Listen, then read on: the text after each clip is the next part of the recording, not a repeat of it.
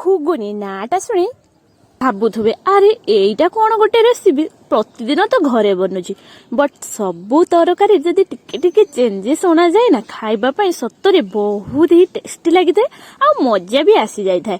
ତ ମୁଁ ଆଜି ଆପଣମାନଙ୍କ ସହିତ ଘୁଗୁନିର ଗୋଟେ ସ୍ପେଶାଲ ମସଲା ସହିତ ଆଉ ବହୁତ ହି ସୁନ୍ଦର ଆଉ ଇଜି ପ୍ରୋସେସର କୋଉଭଳି ଭାବରେ ଆପଣମାନେ ଏତେ ଘରେ ପ୍ରିପେୟାର କରିପାରିବେ ସେଇଟା ମୁଁ ସେୟାର କରିଛି। ରେସିପିଟା ପୁରା ଫୁଲ ୱାଚ୍ କରନ୍ତୁ। ଚ୍ୟାନେଲରେ ନୂଆ ଥିଲେ ଚ୍ୟାନେଲକୁ ସବସ୍କ୍ରାଇବ କରି ନିଅନ୍ତୁ। हेलो एवरीवन मु दिश्री वेलकम करुछि मो चैनल हेलो ओडिया किचन ले। आसतु देरी न करी आज रेसिपी स्टार्ट करनेबा। तो प्रथमे मुझे किछि मटर ता सहित आलू आउ आपन पाखरे जहाँ भी गोटा मसला अवेलेबल अछि सबरे देई ता सहित लूण हळदी देई मटर टिके जस्ट 2 इंच पाखापाखि ऊपर को पानी थिया हला भली पानी दे गोटे प्रेशर कुकर रे 2 रु 4टा सीटी दे देबा। देखो हमर केते सुंदर भाबरे मटर मध्ये सिझी सारछि। एपटे आमे घुगुनी रो मसलाटा प्रिपेयर करनेबा। मसला रे किछि नबा धनिया निज क्वांटिटी अनुसार नियंतो किछि धनिया ता सहित किछि हमर गोटा जीरा आउ किछि गोलमरिच ता सहित 2टा गुजराती आ गोटे दालचीनी खंड आउ किछि गोटे कंचा सॉरी सुखिला लंका निज हिसाब रे राग रखिबे। रागर क्वांटिटी कम अधिक आपण माने करि परिबे। देखंतु हमर आज ए घुगुनी रो स्पेशल मसलाटा प्रिपेयर हे जारिछि। देखि कि लागु जे ना देखिबे केते सुंदर टेस्टी और केते सुंदर बास्ना आसीबो। हां आमे आज एटा बिना पियाज रसुन रे भी मध्यम प्रिपेयर करछे। तो सेथि पय प्रथमे गोटे मिक्सिंग जार रे 2टा टमाटो सहित किछि धनिया पत्र आउ ता सहित 2 इंच पाखापाखि अदा को नै भल्लो भाबरे गोटे प्यूरी बने नेबा। देन अल्प पाखापाखि 2 टीस्पून पाख तेल रे जीरा फुटे सारला परे सेथिरे भुरसुंगा पत्र मोस्टली देबे। काहे कि ना जेहेतु आमे बिना पियाज रसुन रे रेसिपी प्रिपेयर करूछंती भुरसुंगा पत्र न देले टेस्ट ही आसीबन। तो भुरसुंगा पत्र भल्लो भाबे फुटी ही सारला परे आमे जे मसला जो पेस्ट करी रखितले दे देबा। सेथिरे आवश्यक परिमाण आमे आगुरु लूण हळदी व्यवहार करथले तो आवश्यक अनुसार लूण हळदी दे देबा। ता सहित किछि काश्मीर चिली मध्ये दे भल्लो भाबे कसी नेबा।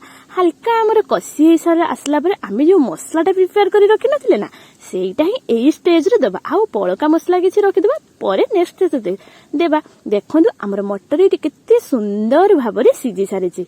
मु आपण मानको भी देखौ एई भली भाबरे मटर सिझिबा दरकार जहा द्वारा मटर तरकारी हमें खाइला बेले एते सुंदर टेस्ट लागिबो जे ना। हां देख आपण माने चैनल रे नुआ थिले चैनल को सब्सक्राइब करि नेबे। वीडियो भल लागथले वीडियो को लाइक कमेंट शेयर त निश्चय करिवे। देखंतु मसला हमरे एटी भल्लो भाबरे हेई सारिछि। हम सिझेई रखिथिबा मटर एवं आलू को आमे एठी दे देबा।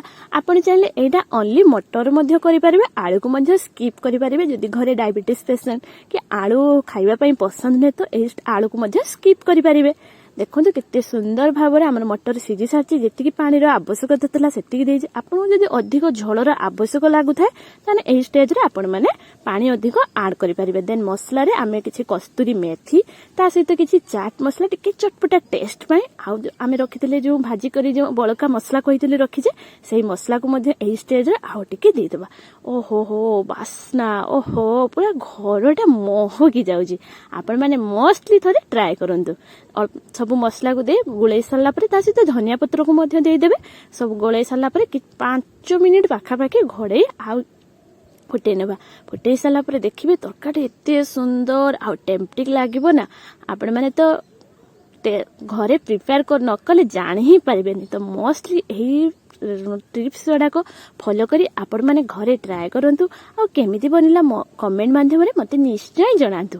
एमिति न्यू न्यू रेसिपी देखिबा पई चाहुतले आ चैनल सहित जडित रहबा पई चाहुतले सब्सक्राइब बटन पाखरे थिबा बेल आइकन को प्रेस करि नियंतु।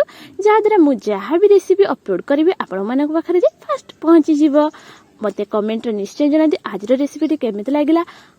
तो मु रहिले पुणी देखा हबो आउ एक न्यू रेसिपी सहित। टाटा बाय बाय जय जगन्नाथ। Thank you.